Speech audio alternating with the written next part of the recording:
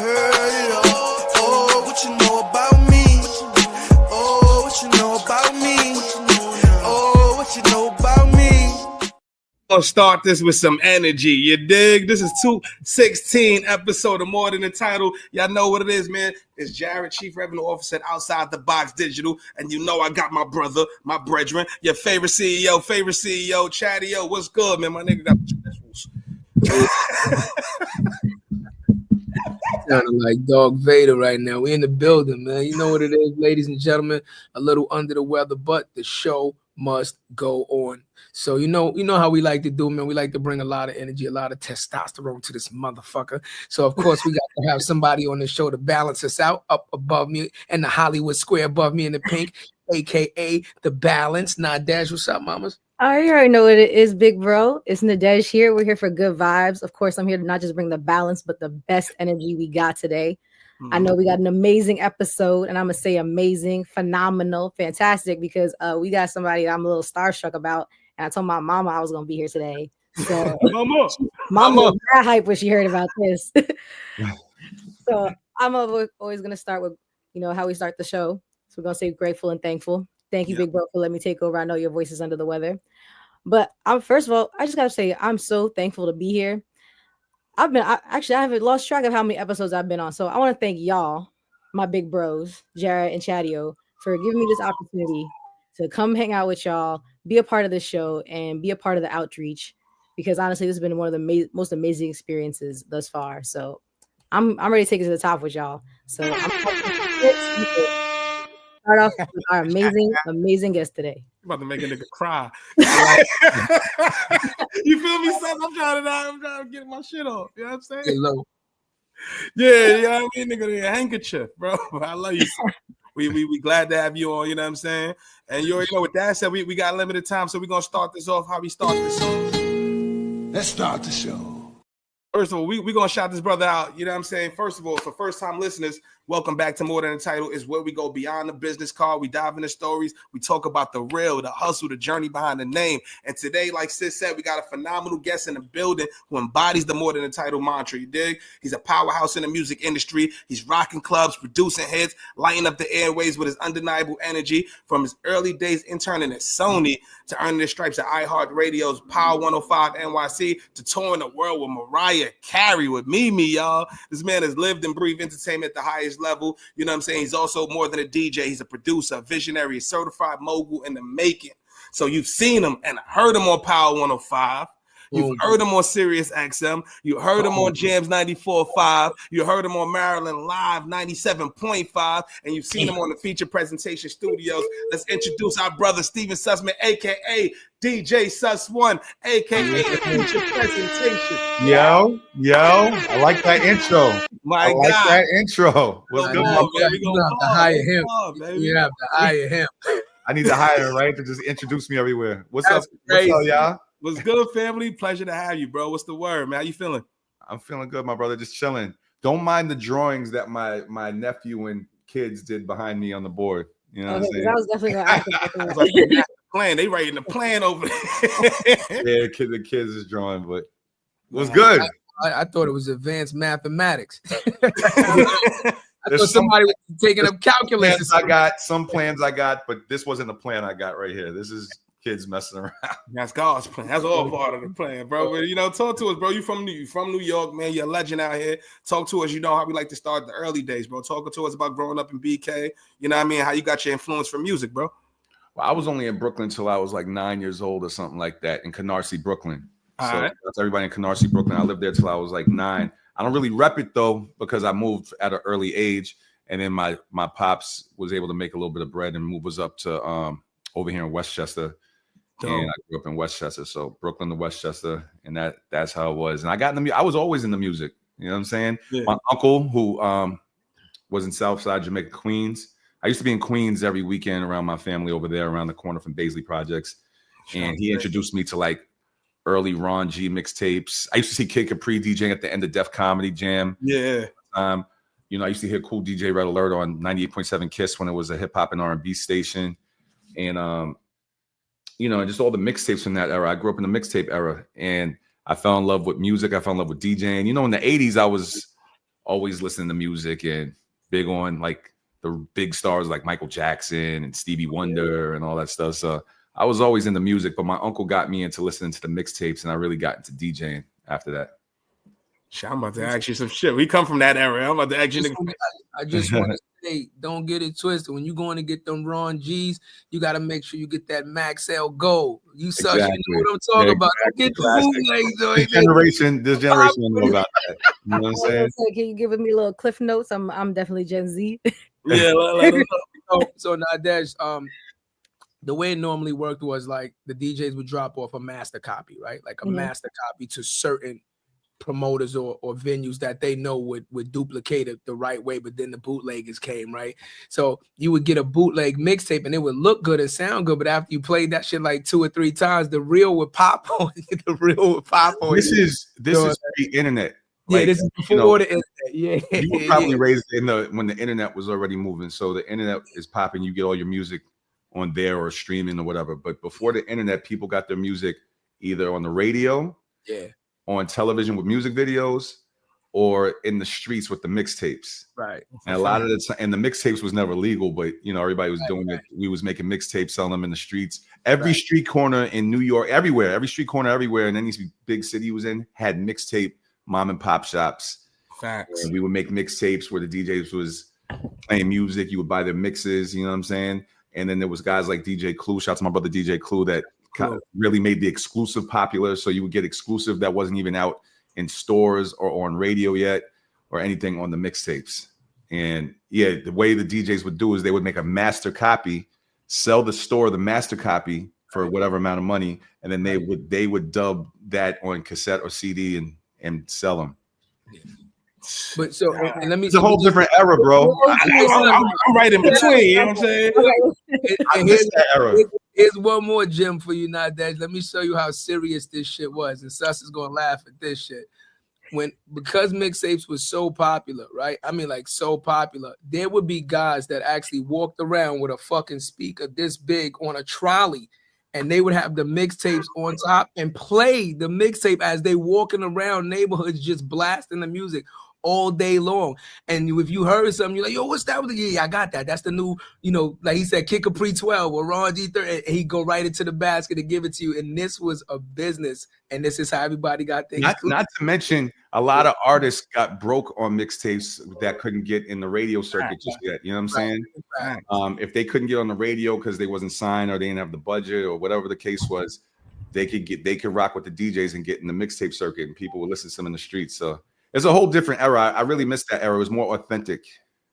Like I said, I'm in between both. Yeah, you know what I'm saying, Paul? You know what I'm saying? Like, because I remember I used to cop the instrumental CDs. I used to cop the clues. I remember staying up for Monday night mixtape. You know what I'm saying? Mom, you take your ass to sleep. You know what I'm saying? But Fab breaking on the internet with Nori. You know what I'm saying? Yeah. Those days. You know what I'm saying? So I appreciate it. But what made you want to, you know what I mean, be on the DJ side versus rap, bro? Like, you know what I'm saying? Because I'm a rapper. I want to know what made you want to be on the mixes. It's so funny. When we was younger, we used to write raps and stuff. You know how you write raps with your boys and that, but I was never a rapper.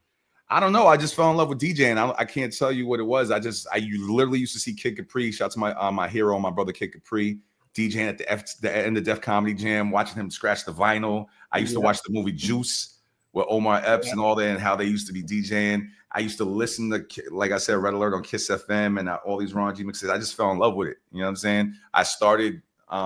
I can't remember. It had to be my pops. I didn't have money at the time, but they bought me some belt drive turntables to start before they, you know, I don't know if y'all know about belt drive and direct. I'm like, nah. What's that? Belt drive.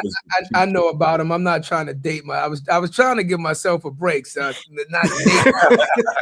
I gave you the Max L goals, and I was dropping little hits in there, but I'm trying not to date myself. Yo, we the age we at. Yo, belt drive turntables is when the turntable used to run. If you don't know unless you look at a turntable, but you used to lift it and it would run off of a belt.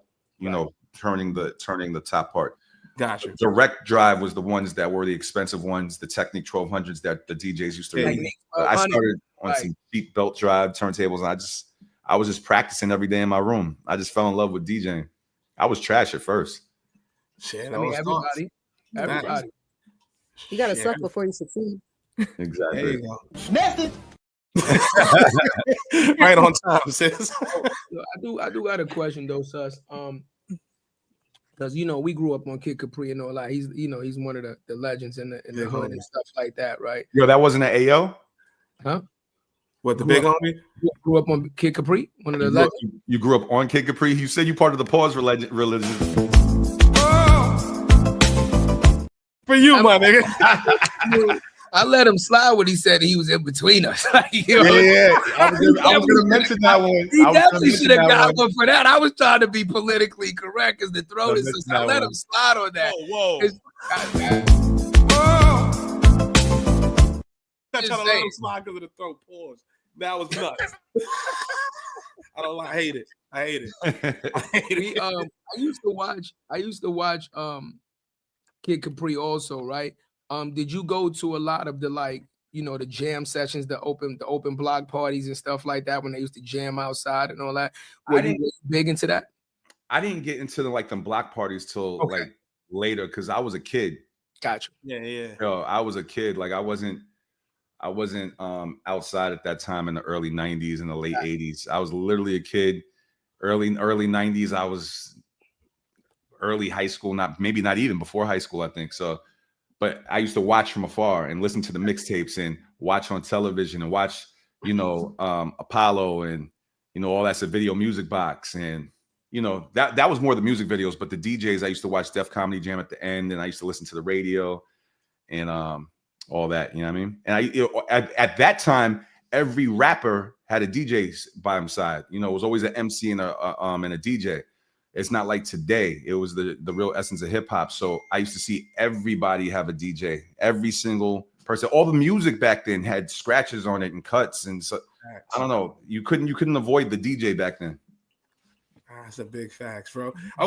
Before we get into I know sis, we're gonna go to the business and then we're gonna get to the break and all that, bro. But you talked about, we always talk about the family aspect too, bro. You know what I'm saying? 'Cause you said pops, you know what I mean, end up getting a job. Talk about a little bit about their influence, bro, or what's some of the best game they gave you know what I'm saying? Well, first of all, rest in peace to my dad. I miss him a lot. So he didn't understand. My dad was big in the music too. I don't know if you guys know I'm mixed. So my mom's black Christian woman, my dad was white Jewish man. No, I came out looking Dominican. Sussman is a Jewish last name, which is crazy because everybody says, why you call yourself Suss One? Because today's slang, sus is like you suspect. That slang didn't exist when I started my name. And I don't subscribe to that slang because my last name is Sussman, and I'm not going to disrespect my whole family because of these people's slang. I respect that. So exactly. Got it. So anyway, but my father was always into music. He introduced me to early Whitney and Aretha Franklin and Natalie Cole and Nat King Cole and Stevie Wonder. And he used to play all this stuff. Wait. You said your father was Jewish and he was listening to Nat King Cole and all that? Not only was he Jewish, listening to all that, he's dated nothing but black women. So, I love it. Salute to my dad, yeah. I love it. Salute to my dad. So yeah. So he influenced me musically, whether he knew it or not. It was just stuff that he was playing around the crib. My mom, of course, used to listen to Betty Wright, and my mom used to listen to a lot of gospel, honestly, and a lot of that type of music. So yeah, he influenced me. But nobody in my family understood the DJing aspect. They was like, "The hell is he doing?" They allowed it, but they couldn't see me making money and buying a house and whatever I'm doing off of DJing. So later on, when I started, which was a long journey, by the way, but later on when I started making money and actually making a living off of it, then they understood. Shit, that's a good segue. What was that moment? What was that moment that you broke through and started making some money? I don't know if there was an exact moment. I'm sure there was. I can't remember. But there was a lot of free DJing, a lot of DJing crazy shit. Free to feed. By the way, these DJs are crazy nowadays because they be complaining that they have to bring a book bag to do a free gig, and they don't want. Yo, I used to carry 10 records, turntables, mixers, speakers, and all sorts of shit. Like play call for free just to get on. And sometimes I had to open up for the opener DJ just to get to get my name out there a little bit. And now, we're just in a different generation. But yeah, I don't know if there was an exact moment, but there were many moments that he started seeing. But it had to be one though that you was like, I'm lit. You know what I'm saying? Like now, like I did the free to feed. You want to know one thing? There was many moments, but one that stands in my head is when my father and my sister actually came to see me DJ at a Mariah Carey concert. Fire. Oh, Yeah, at a Mariah Carey concert, because when they saw me DJing in front of 20,000 people at like I think it was Madison Square Garden or one of those big venues, then I could tell that they could really understand. Like it was different than the clubs. It was different than all of that, you know. No one in the garden. I do So Nadege. Okay, I was gonna ask. You know, you spoke about like those early days. Like, what's something like part of the hustle that no one really talks about, right? Because the late nights, as Jarrett said, the pay or or free kind of gigs. What's something a lot of people don't really talk about? A million of those stories, man. I was living super broke with 2 roommates, 6 months behind on rent, driving some crazy different colored door neon. I don't know if y'all remember the Dodge Neon. From back then. Absolutely. A super amount of hoopties. You know, I hustled, bro. I hustled to get on because I didn't have it. I used to make mixtapes in the crib and get on the train and figure out how to, my little CBS job or whatever I had at the time and dub tapes, at some of these dub places. And I used to go literally physically to the Jamaica Ave and to the mixtape spots downtown Brooklyn, Beach Street, Canal Street, 125th Street, all the mixtape spots and try to get them to take my tapes. I used to go to clubs. Like these DJs nowadays be like, how you do it? How you get in the clubs? I used to go to the clubs with CDs, mixtapes I did, and go to the promoter and say, please let me DJ. This is me DJing on this tape or this CD. Let me DJ. I'll open up for the opener. You don't even got to pay me at first. I'll open up for the opener. I just want you to hear me. I feel like a lot of people now don't want to do the free grind for a while. To just gotta listen to him. You can learn something. And listen to him.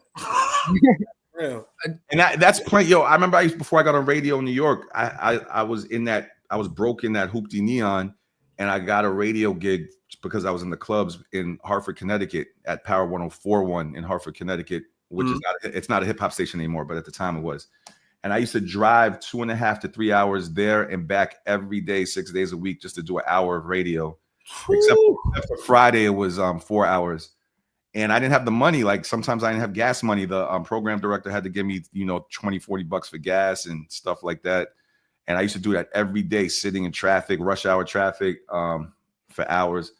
I don't know. I traveled the world back then for very little money just to get my name out there in other areas. So I did a lot of free work, just to get on. I mean, I was broke. I also bet on myself. Like there was a time that I stopped working regular jobs and I put everything into this. Message. Yeah, we talk. I gave myself no other option. Got it on. Bro, that's our slogan. Bet on yourself is on our merch. You know what I'm saying? Hold on, that's a good time to let y'all know that we do got the merch. Nice. Scan the QR code because if you want to see the code, you know what I mean? You got the joint. You heard what Suss said. He said, bet on yourself. This is what we doing. We quit our jobs. We tell y'all the story every week. So scan the QR code, get with the realest. All right, my bad. Yeah, I got it. I was gonna say something, Suss. Back in that time when you were coming up, there was a transition and happening to the point where the DJ was starting to get like almost like more notoriety than the artist, like you said. But back in the day, they were 1 and 2, they were inseparable, right? But at a certain point, there was a shift where like people was going to the club to hear the DJ or see who's DJing tonight. You know what I mean?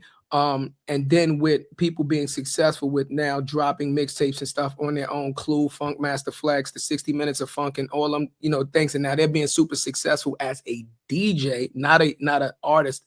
What made you not look at that and say maybe that's the route that you wanted to go, where you still could DJ but kind of be like, more of like putting out albums and stuff like that on an artist level? You ever thought about that?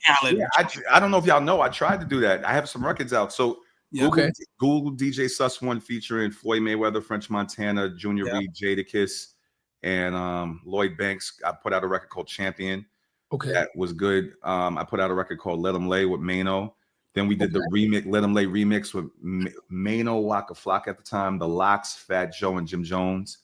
I put out a record called That Work with me, French Montana, Uncle Murder, who else was on that record? Uncle Murder Cassidy, Joel Ortiz, and Vado. I put out mad music. Like if you go stream my name, I've even put out records that people don't know that I'm rapping on them. If you go stream DJ Sussman, it's crazy. I didn't know that. I don't know who the hell's listening to some of this music, but I get thousands and thousands of streams every week. I get the emails from Spotify. So, but it's out there. I never put out an album. I put out songs. You know what I'm saying? But I attempted to, but I have to respect guys like Khaled and K Slay and Clue. Because it takes a lot of work, not only to get all these artists when you're not on a superstar level yet, and to get them to record for you, but then to actually clear the records, right? You know, and then even after that, at least this was my experience, getting DJs who feel like you're their competition to play your music. Yeah. Message. So I gotta respect, guys like Khaled and Clue and K Slay and K Capri and any DJ that put out albums, because it really is difficult. Khaled's brought it to a whole A-list level. Another level, bro. But Clue still's the only one. You know, it's two different generations, but Clue's still the only one who went platinum off of Mix album. None of Flex joints went platinum. None of the 60 minutes of joints. Yeah, I might be mistaken, but from I think they all went gold. Okay. And Flex is my brother too. So if I'm mistaken, I apologize. But from what I remember, they all went gold. But Clue was the first one to go platinum. The Professional was the first one to go platinum. No, listen. I mean, again, like it's not a. If Flex joint didn't go, it doesn't diminish what it was at that time. Clue was just Clue was the man. The Desert Storm movement was amazing. You understand what I'm saying? The Professional is a phenomenal album. It was Clue in the streets with the mixtapes, and it was Flex. Flex was the king of the radio. Radio, it was at that time. Yeah, and I don't think it was a hip hop person out that really enjoyed hip hop that could sit there and be like they didn't enjoy either Funk Flex or Clue. Like they had the hottest songs out. Period. You know what I mean? If Funk Master guys, whoever's watching this that didn't grow up in the 90s and early 2000s, if Funk Master Flex dropped a bomb on your record, game over. 9 times out of 10 it was gonna go. Yeah. If you were in the top 5 slot of a DJ Clue mixtape, specifically the top 1 and 2 slot, you were gonna go. Like they had the power to break you from the streets to the radio. And that's a lot of power, bro. So that's actually a good segue, because I was going to ask you that. How do you deal with navigating those relationships with these artists and executives and things like that, right? Because they're going to need you to play the song. You also need them to do the feature. You chill in the club. We had a good time, but then when I call you, it might not be the same. You know what I'm saying? Like, how you deal with all that, bro? You know, it's been difficult because some artists are knuckleheads and don't want to hear your constructive criticism. I've had people that thank God nothing's ever happened to me, but I've had people that wanted to jump me because I didn't play their record. I got stories. And then, you know, there's artists that listen and take the DJ's critique or whatever. You know, when you come from the streets and you trying to get music played, they look at you as, if you're not playing their music, you in my way from getting to where I need to be. They're not thinking like maybe the record's not good. Yeah. Or maybe the record, like, you know, so I've had plenty of stories, positive and negative stories about artists trying to get me to play their music, and sometimes, you know, it got ugly. Well, shit, don't say no names. Go to it. Tell us for content. Tell us what the good and the bad, bro. Tell us what one story. So this guy named Jimmy, because I don't want to say no names, but I've had people approach me about playing records in the club, and if I didn't play it or I didn't play quick enough for them, they were ready to, you know, go at me. It never happened, but it was definitely like tension. You know what I'm saying? Yeah.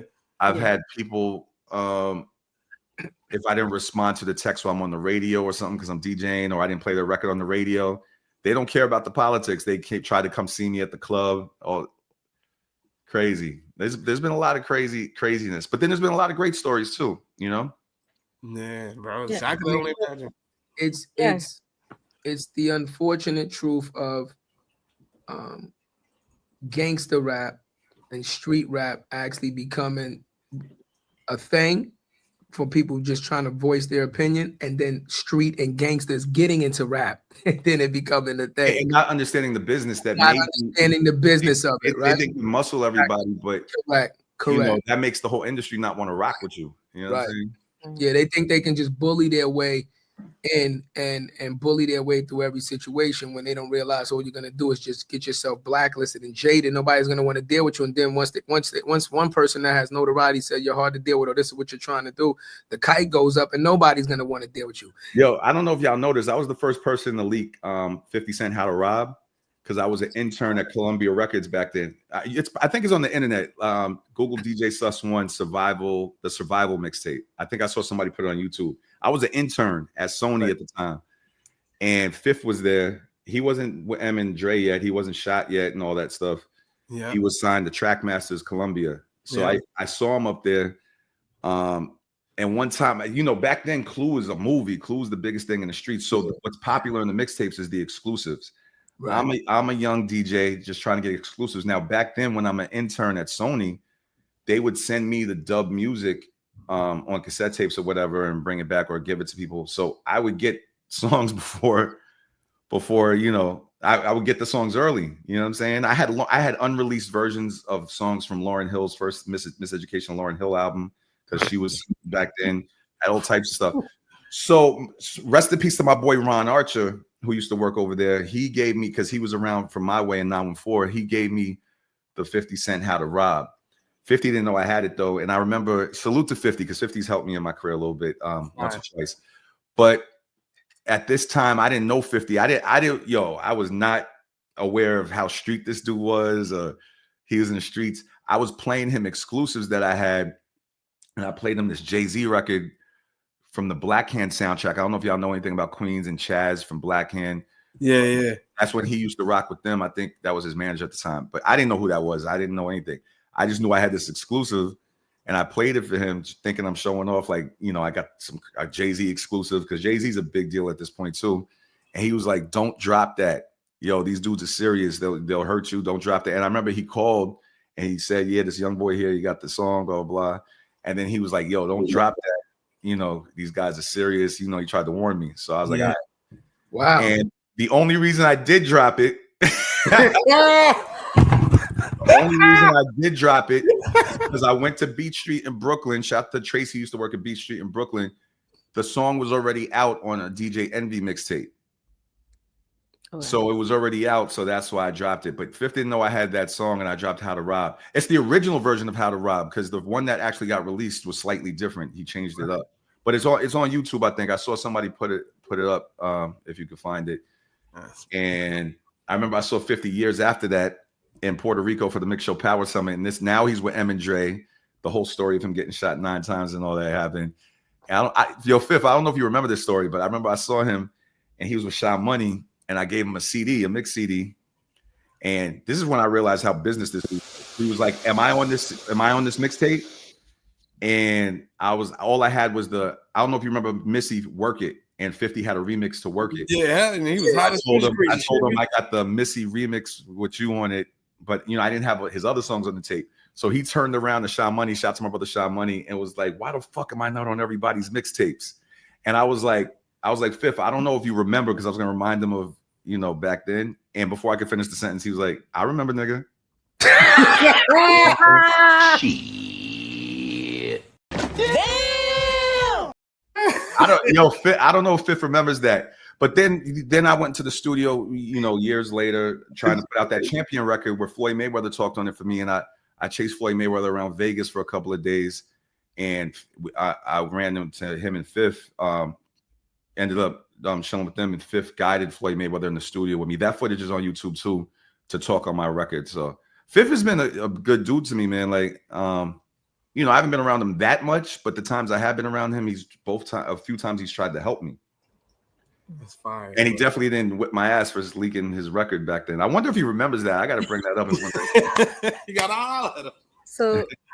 So like being in this realm of like the industry, like you said, with the celebrities, with those guys, with all different kinds of people, like how do you stay grounded? Because you're dealing with a lot of people, a lot of personalities all the time. It's just in my character to always be humble. I honestly don't understand people who get clout, fame, or money and their whole character changes. Like, I don't know. I was always a good soul. Like, we're all here for a short period of time. Yeah. Money is actually an illusion to me. Like, obviously, we live in a system where it helps us purchase things and all that, but you don't take it with you when you die. It's man-made paper. you're supposed to be a good person at the end of the day. I feel like God put us here to be a good person and be kind to people. And nothing changes my character. So I'm always grounded. I don't understand people who are not grounded. I just don't get to understand their character, but everybody's different. But I was gonna say, I was gonna ask a funny one. You know what I'm saying? It had to be some person that you was in the industry with, and he was like, yo, I can't believe I'm well. Like Mimi's one, bro. You know what I'm saying? Like, who was you around? You was like, nah, I can't believe that's nah. I have a lot of stories that no public will never ever know. I mean, I'll mention a couple of them here. Like Mariah, I DJ'd at director Brett Ratner's house. I don't know if you know who Brett Ratner is. He's done like the Rush Hour movies. He's done a bunch of movies, but back in the day, he came from hip hop. His white boy, he came from hip hop. He did like the Wu-Tang Triumph video and videos back then. He did Mariah Carey videos, but then he ended up getting the movie game. So I DJ'd at his crib because of my relationship with Mariah. He needed a DJ, and I met Eddie Murphy there, Leonardo DiCaprio. I don't know, a bunch of people. That's one story. I remember one time I was DJing, and I was DJing for Mariah once again. Who was there that day? It was like Britney Spears and Paris Hilton and Megan Good, and it was somebody else, I forget. And it was just us. It was like 10 of us. Shout out to my brother Pecos. I remember he had me at a table with Hov. I've been on stage with Hov. He had me at a Grey Goose meeting with Hov one time. It was like 10 of us again, me, Hov, Angie Martinez, and a few others. And I remember Hov, when the first year I DJ for Mariah, he has a record with her called Heartbreaker. He was on that song. And I remember I was backstage with Hov and Clue. And Hov was supposed to come out as a surprise guest, and he didn't remember the words because it was a while since he recorded it. And I guess that's not a record he performs like that.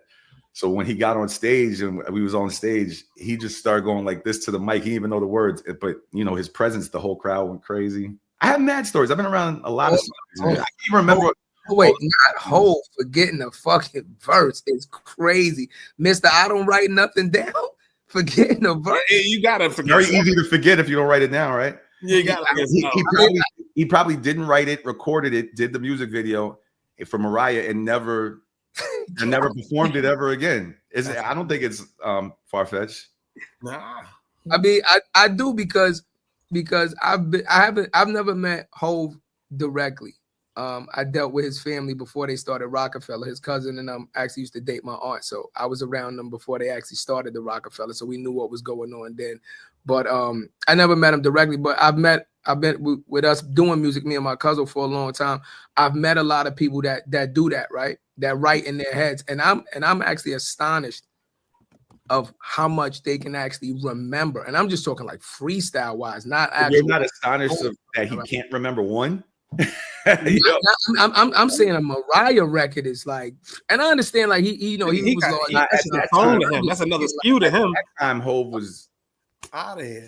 First of all, he's been the king for a long time until he started doing music. But at that time, he was doing everybody's record, like albums, everybody's R&B record. So I could see it if he's not performing. If it's not one of his main performance records, you might forget. Yeah, because if you're doing a set, you got 20, 25 joints that you play constantly. You constantly saying those joints, or you can say forward, backwards. And this wasn't the year it dropped. This is years later. Like, you know what I'm saying? So it just shocked me because again, just being as old as I am and being in the music, around music in the music industry, I've just never heard a story where anybody has ever said Hov forgot a verse. This is actually the first I've ever heard anybody say. And I'm sure once he got on stage, you know how artists are. They get on stage and they start hearing the verse, and then a couple of bars. I'm like mad big artists that forgot their verse. If they haven't performed it in a while or heard it in a while, these guys have recorded so much music. Right. If it's not one of their main ones, they might forget. One person ain't doing that is Kiss.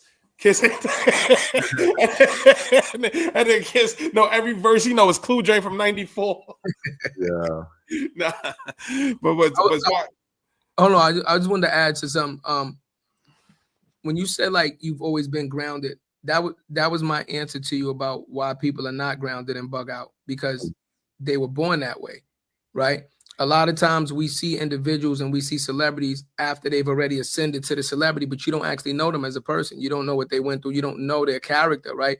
So if you only get bits and pieces, especially now, right, with the internet as prevalent as it is, social media they're allowed to show you exactly what they want you to see. So they can almost change their whole narrative and paint a picture of something they're completely not, right? And then when something crazy happens, you're like, what the fuck? He never would do that. And he's been doing that for 20 years. You just didn't know that because you just didn't see him like that. So Right.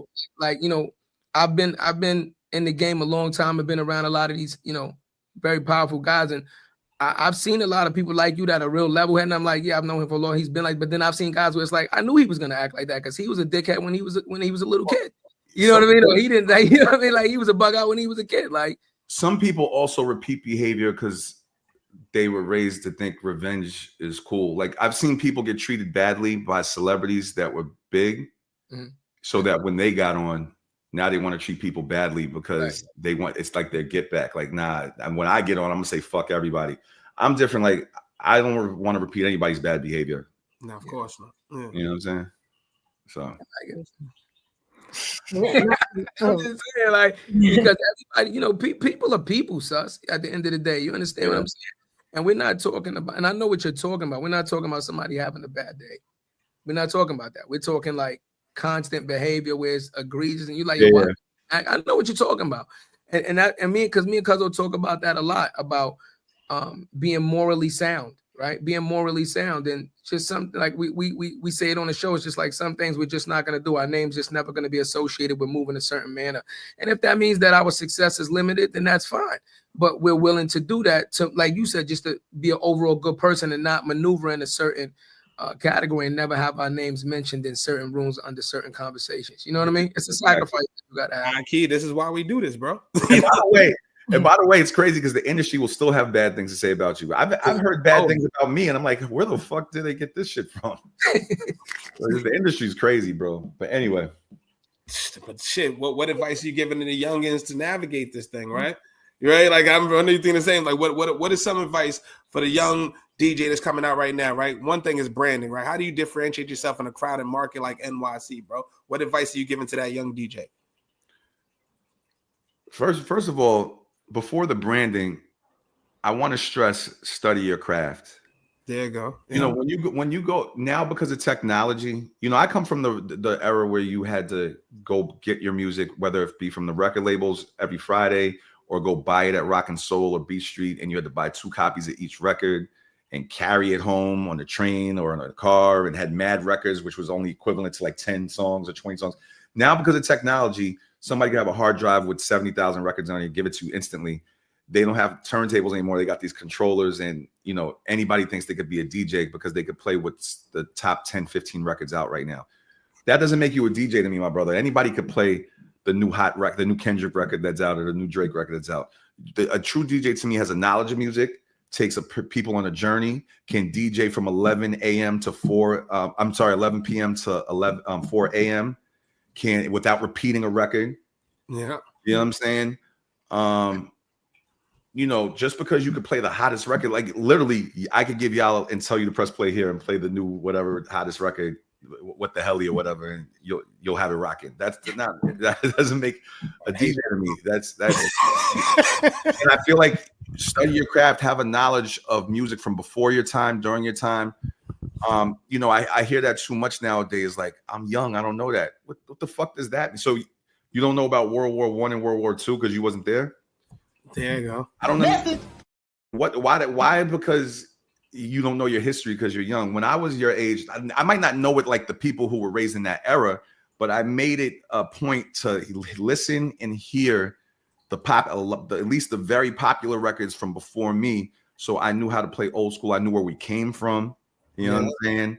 I like, even now I watch movies and listen to music from way before my time, way before my father's times, just because I want to know where we came from as a fucking musical race. Like, I don't understand, like, how is that important to you? And you know, so that's first and foremost. I would say learn your craft, learn music, learn different genres, so you could be a DJ that could DJ in different rooms. Yeah.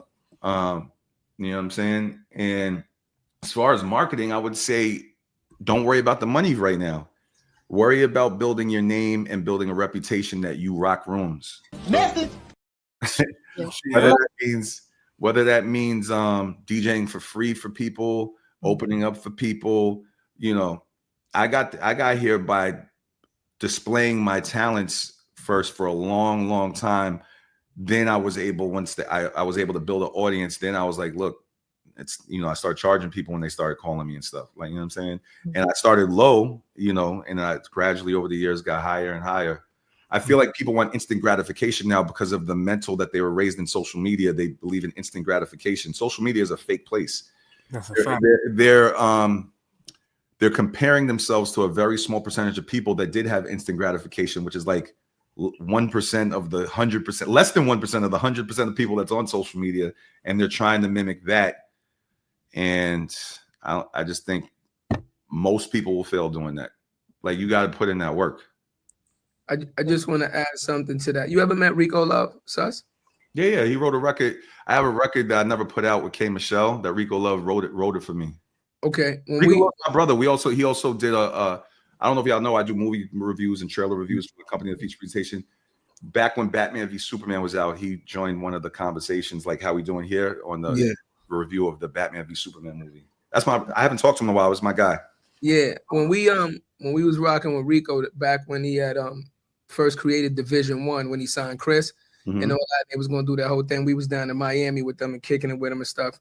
Me, him, Mike Kaiser, and we were talking about music. Mike Kaiser, you know, Mike Kaiser, not to say where he lives, but he lives down the street from me. So I just saw him. Oh yeah. Mike's my guy. Mike's my guy.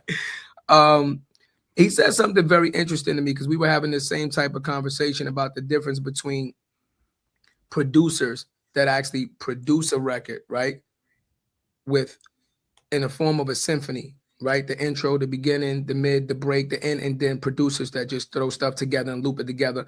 And the art of creating the beat, the masterful beat, like learning the game, being a student of the game. So when you said that he's the first person that came to my mind, I think he's actually doing some type of like a conference where they like teach that now, like the art of making music and stuff like that or something like that. But I think it's extremely important to learn your craft, right? Study your craft and take the time to actually learn what it is you want to do so that you understand the technical aspects of it, right? The good, the bad, and things of that nature, because there will always be something to go wrong. So now, perfect example, right?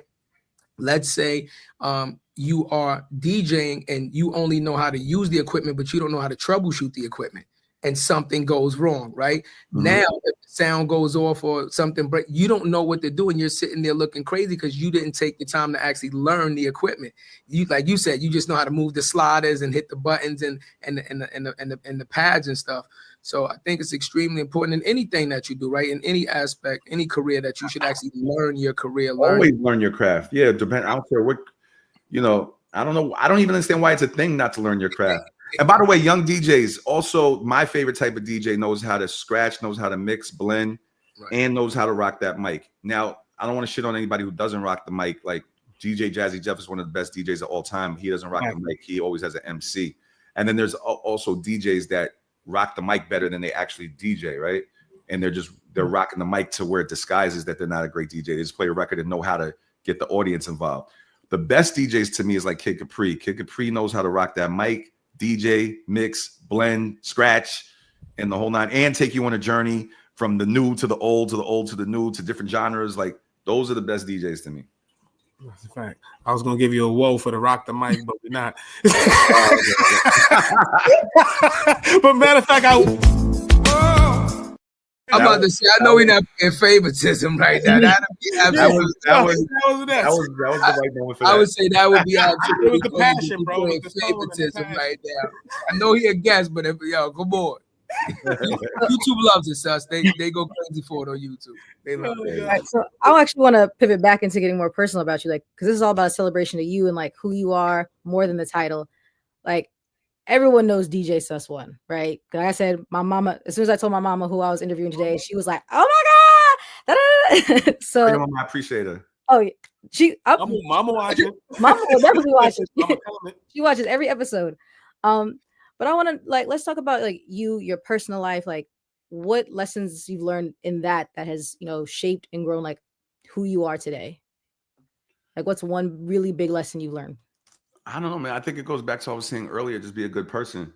That's really all I like to stress. In all aspects of life. Like, you talking about my personal life. I just believe in always be good to people. You know, you'll suffer karma if you do the wrong thing towards people, and that's the life I go by. So I don't know what you specifically mean by my personal life, but that's the rules I live by in my life. Like outside of being a DJ, like, you know, home life, family, friends, like. I'm single. I live in this house by myself. You know what I'm saying? Ladies? There's ladies here and there. I've had girlfriends here and there. At the moment, I'm trying to focus on myself. So that's where I am with that. And, you know, I'm investing in real estate. So that's another aspect of my personal life that I don't really put out there too much. I want to make movies.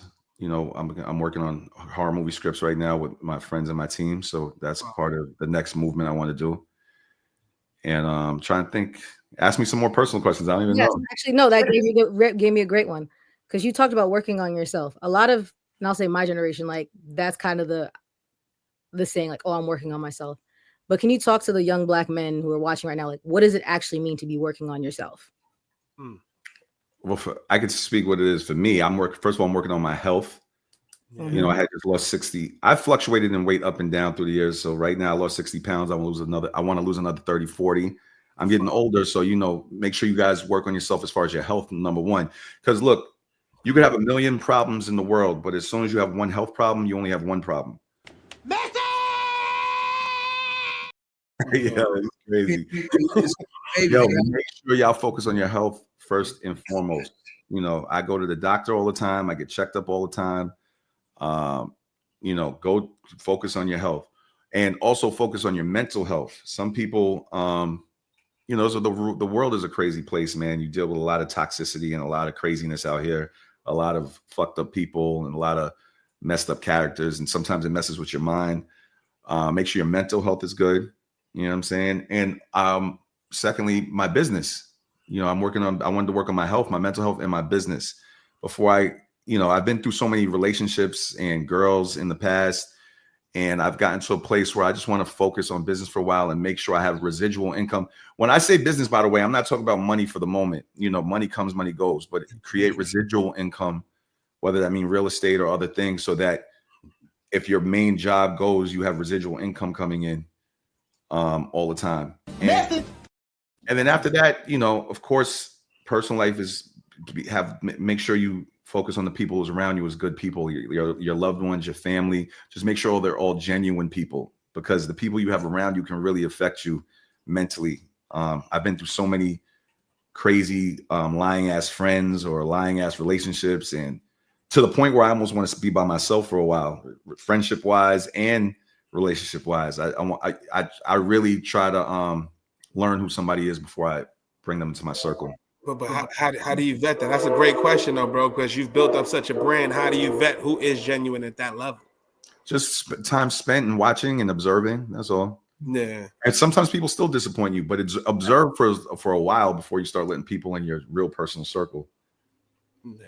So you can at least give yourself credit that I've observed them for a while. I didn't see this coming. Man, I'm like that now. I couldn't imagine you. Motherfucker have a bad energy around us, so you already know. I think, and we've talked about this. So it's like, this is really like a not a you thing. It's really like a lot of successful people that have come on, men and women. I want you to understand, have the same exact mindset, right? We've talked to a lot of successful women that's like, yo, I'm done for my peace of mind. I'm not dating no more. Like I'm done. Like we have to take accountability though. You know, I've heard so many women say all men cheat. I've heard men say all women are a certain way, but the more mature I've gotten, the more older I've gotten, I've realized it's the people we're attracted to. Because not all men cheat, not all women cheat, but we're attracted to the type of like I'm attracted to a certain type of woman that brings a certain type of energy.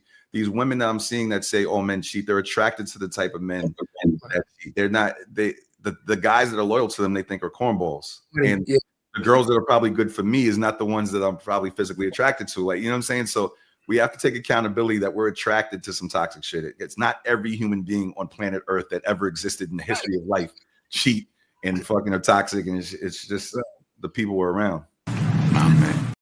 Yeah, I think I love these segues y'all be doing. I be saying some serious shit, then he throws something that make me laugh. Yeah, exactly. You're right.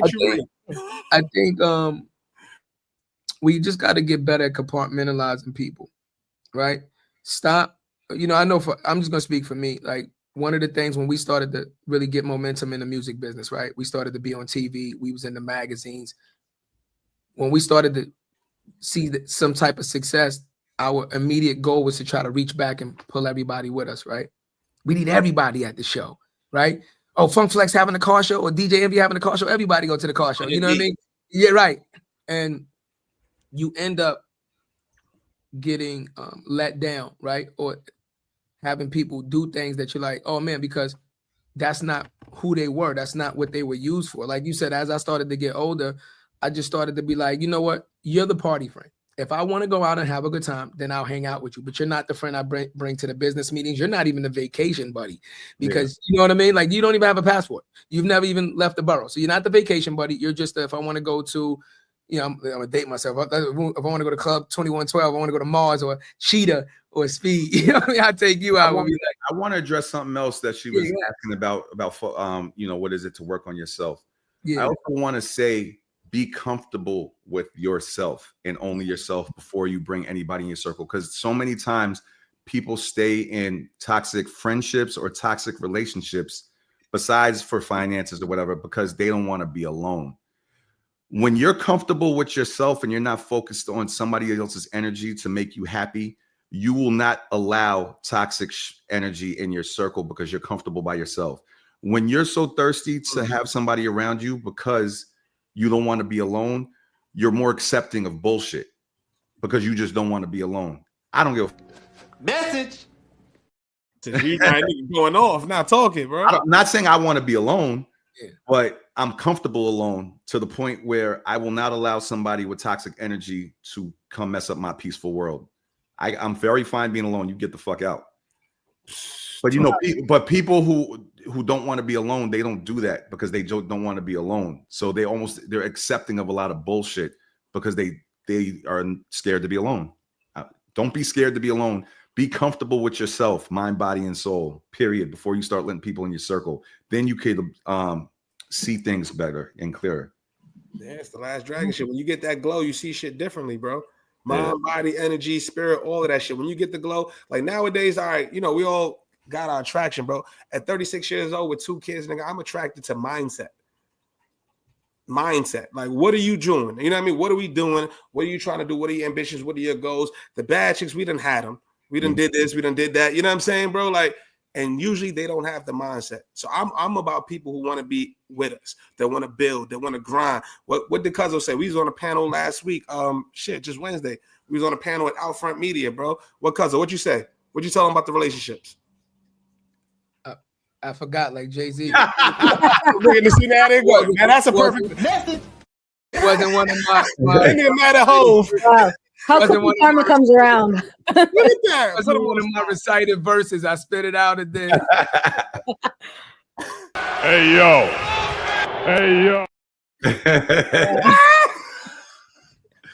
Yo.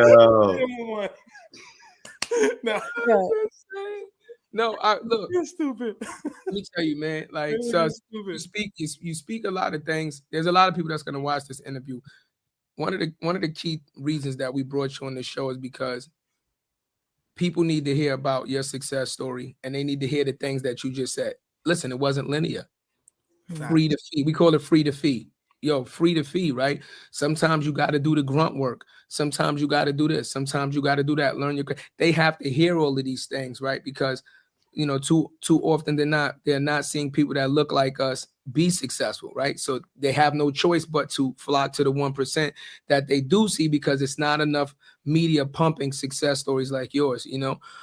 But we always preach, you know, learn yourself, be an individual, be more comfortable. I know me personally, and like that's what I did to even get myself out of the hood.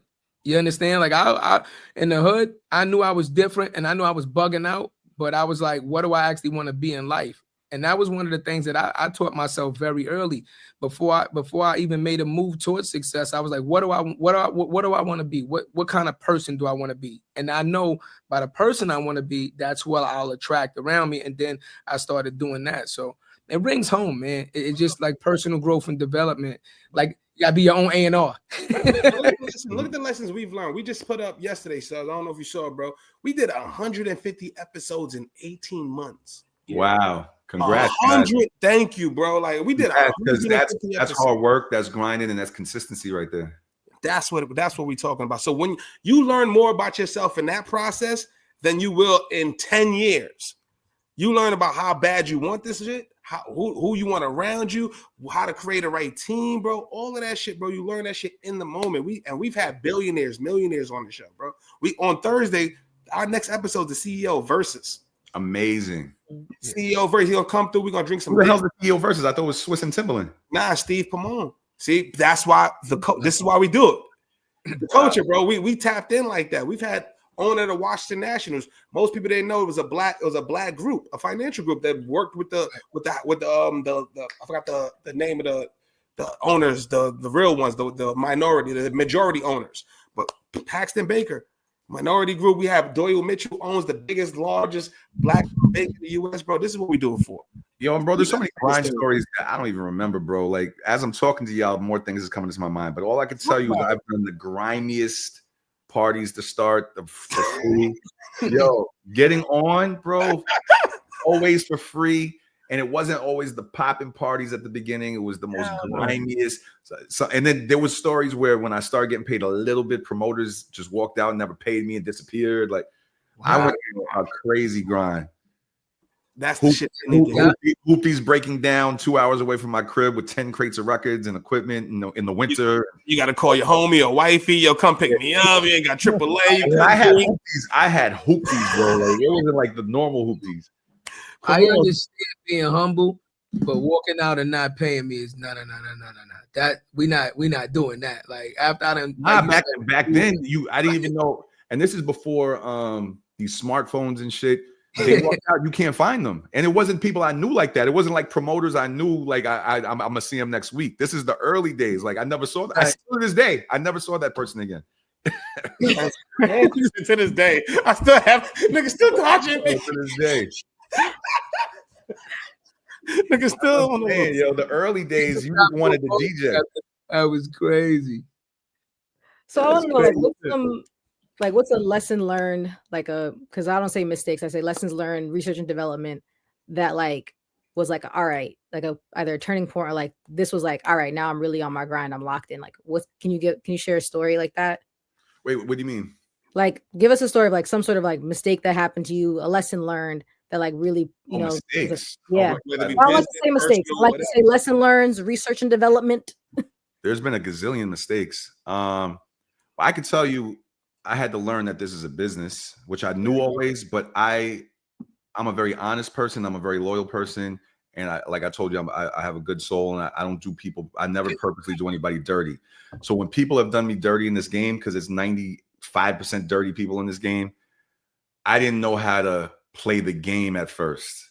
I would hold my emotions on my sleeve. You would see me and know that I don't rock with you. And when you work at corporate settings like radio or something like that, and they see that, your energy's fucked up and they don't want to fuck with you, and management don't want to fuck with you and all that. And I just didn't know how to play the game at first. I had to learn to play the game, which I'm still genuine, but now I just don't wear my emotions on my sleeve immediately like that. I just know how to play the game. That I know that was a mistake I did at the beginning. If I didn't rock with you, you knew it instantly. And unfortunately, the music business and especially the corporate part of music business, relationships. Yeah, relationships, and they don't rock like that. So everything is relationships, bro. We talk about that all the time. Yeah, that's all we talk about. Relationships. There's been a million mistakes. That's one mistake that I know I made for a while.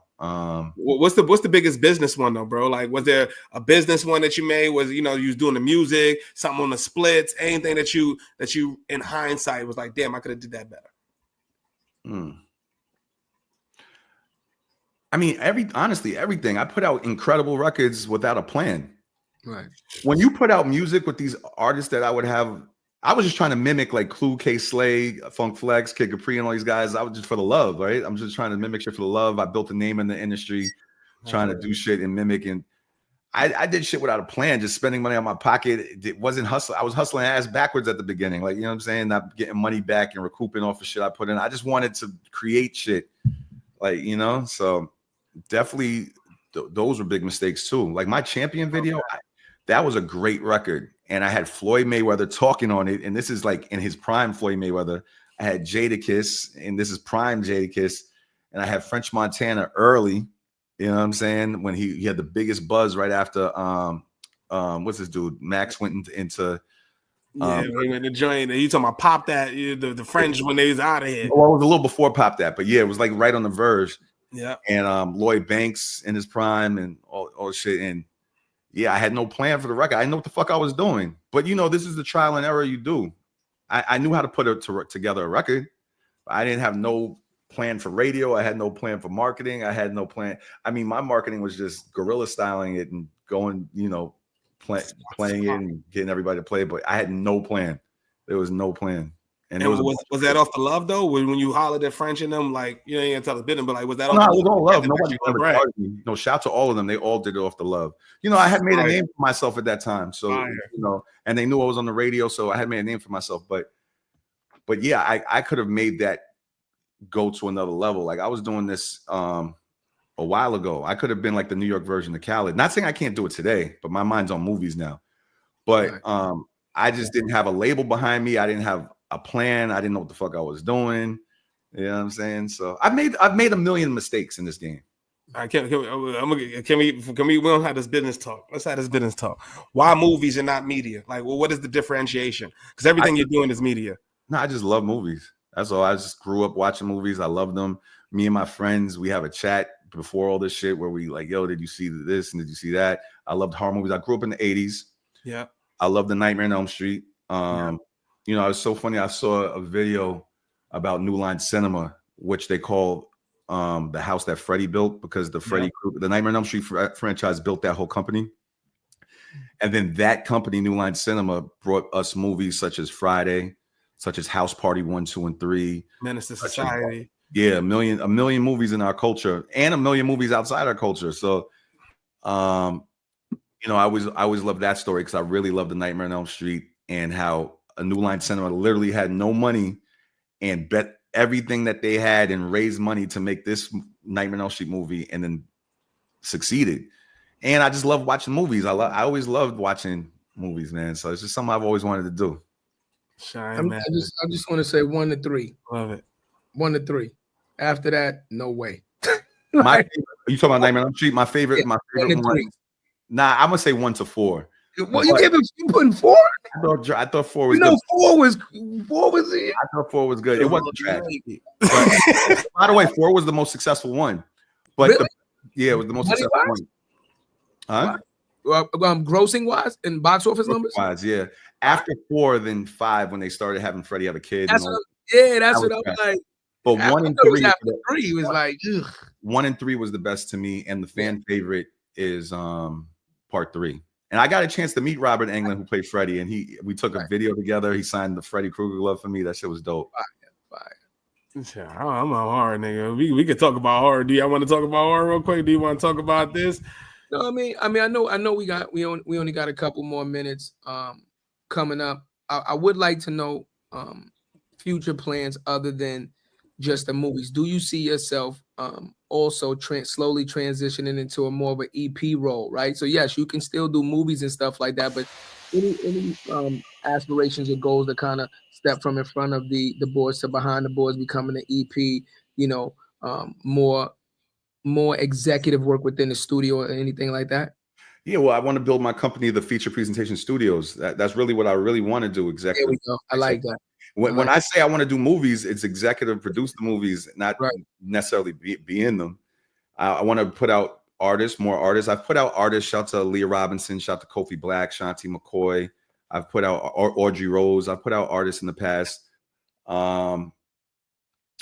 And I want to put out more artists, and I want to put out movies and build the Feature Presentation Studios as a company. So that's what I'm going to be, the executive of the whole damn thing.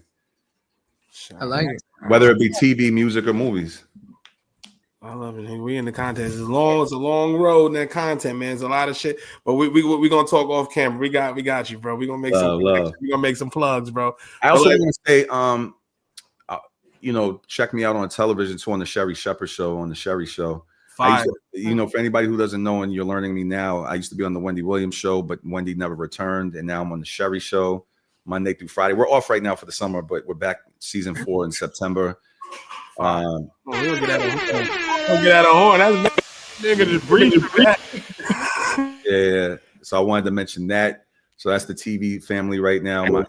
You mentioned my radio family, Power 105.1, and 94.5, jamming in Boston, live 97.5 in Salisbury, Maryland. I'm not on Sirius no more, but I was on Sirius for a while. And yeah, that's my whole plan, to build the feature presentation studios. What do you like better now that you actually have situations in both, right? Radio and television. Which one do you actually like better now? Which one is kind of like you like? I don't think there's a better. I like them both for different reasons. Okay. On the Sherry Show, I've actually done segments for her where I could be a clown and do certain things and talk on television. So I like it. But I'm a DJ at heart too. So when I'm on the radio and I'm actually DJing and people are responding on social media and I'm playing these old WoW records that they don't get from a playlist or from their streaming because you just don't. I love that energy. I love being a DJ. You know what I'm saying? So I love both for different reasons. Shit, we talk about business and branding, bro. You ain't got to tell us a number. Don't tell us a number. But how do you negotiate being on the Sherry Show? You like, I got 1.7 followers. This number's the Sherry Show came because I was on the Wendy Williams Show. Gotcha. So I was going broke during the pandemic, guys. 2020, when the whole world stopped and there was no more clubs, no more nothing. And I don't want to say I was going broke, but money was getting low. You know what I'm saying? The whole world stopped. I had met Wendy not too long before the pandemic. She came to one of my events and she hit me in the middle of the pandemic and said she wanted me to DJ her show.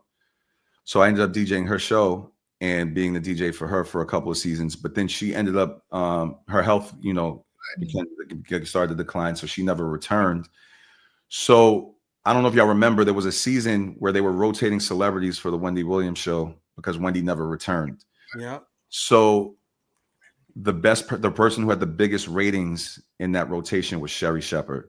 So when they had to replace that time slot because Wendy never returned, Sherry always had a dream of having a talk show, and she had the biggest ratings, and they gave her a shot. And now we're going into season 4, and she kept me. She didn't have to keep me. Sherry, thank you. I appreciate you. She didn't have to keep me. You know what I'm saying? But she ended up keeping me, and I'm still there to this day, and I'm great. I appreciate her. That's love. That's what's up. That's the story. Those are the stories, bro. Like, you know what I mean? This is when we talk about more than a title. Like, appreciate you being real like that, bro. Because that's how you generating money through the pandemic, all that stuff. Like, people don't think about it. They just see the name, bro. They don't know that you're going through real shit. And this is why we have the people that we have on the show, bro. It's real shit out here. Yeah, people gotta understand. The general public thinks if you are on television or if you are on radio, they instantly think because it's out of their reach that you're a millionaire. No, that's not the case. Matter of fact, most of these people are not millionaires. I make decent money now, but this has been a roller coaster ride. This career. There's been times I had tons of money. There's been times not so much. And at the early stages, I was definitely eating Chef Boyardee every fucking day. Like, you know what I'm saying? So, but that's the mindset needed. I keep some up. I'm about to eat some up right now. You shit me? We out here working, bro. You crazy.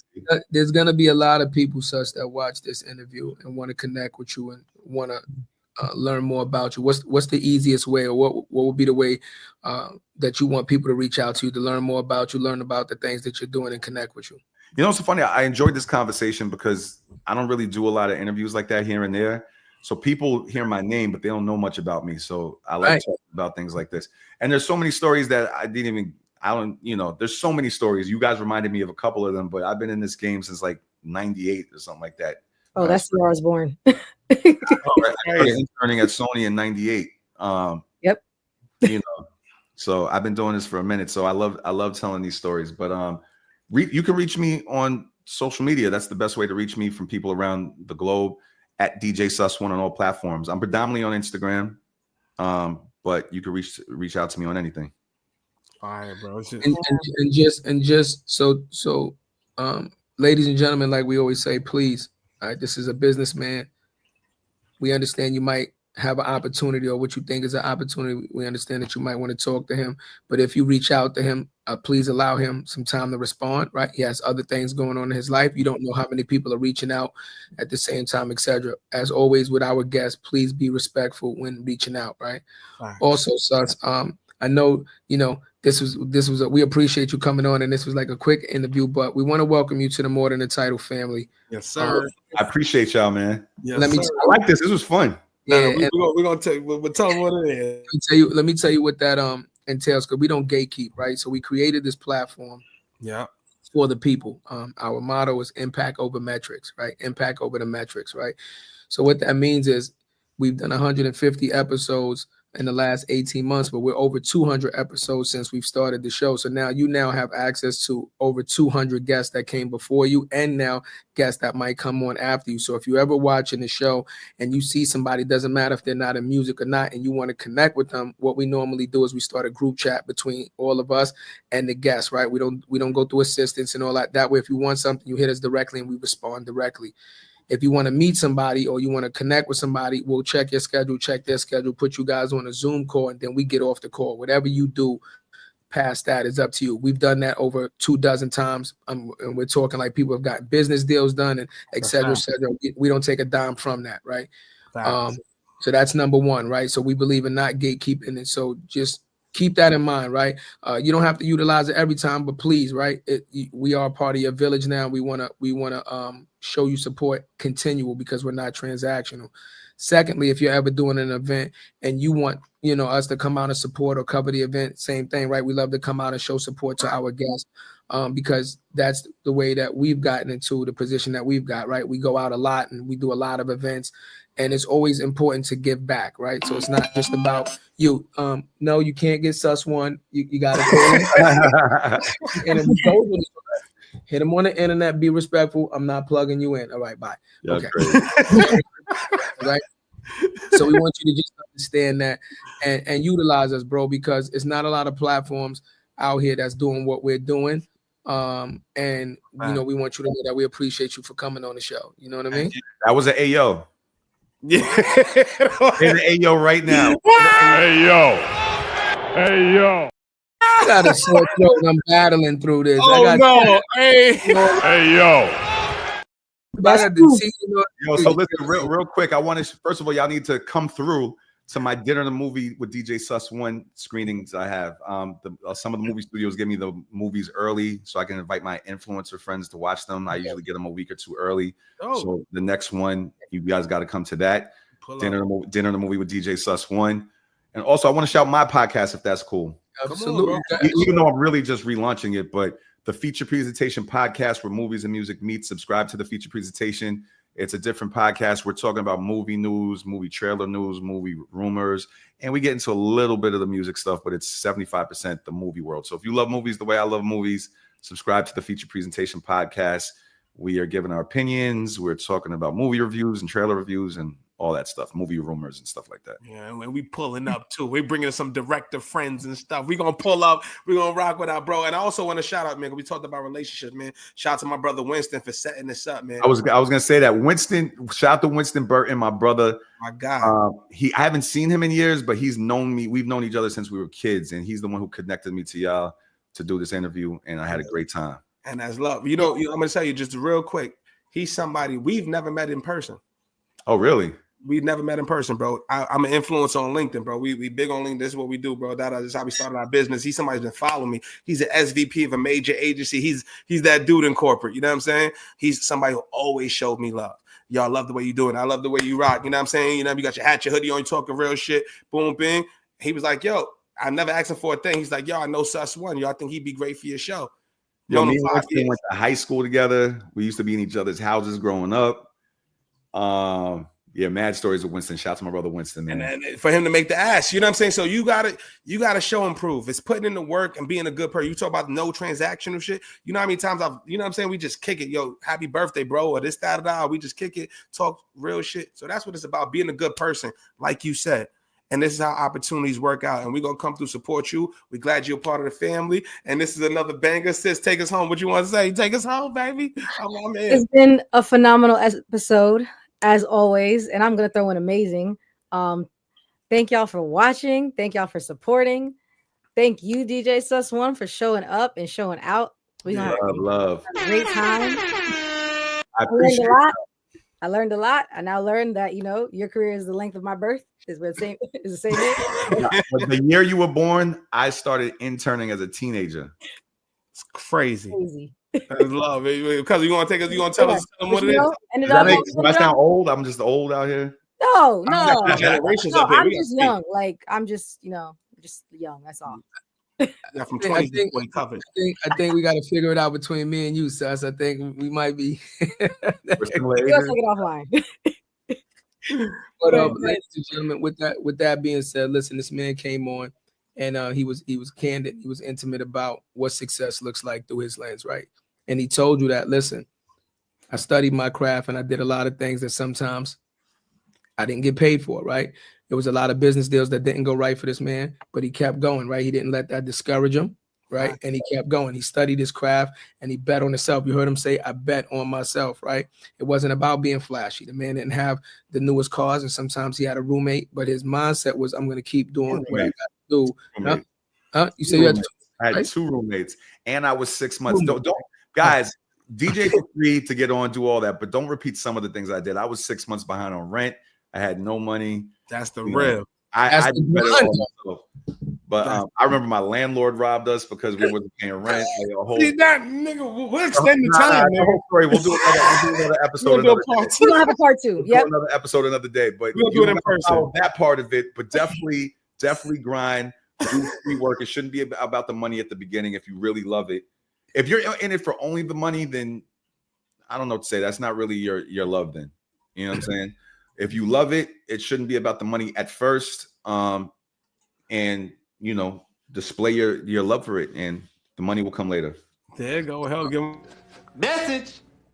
And reiterate, what the ending is, brother. The dream is free, but the hustle is sold separately. He told y'all. We all see you Thursday, CEO versus nigga. What's but us? What you know about me? Seen it all, heard it all. Oh, what you know about me?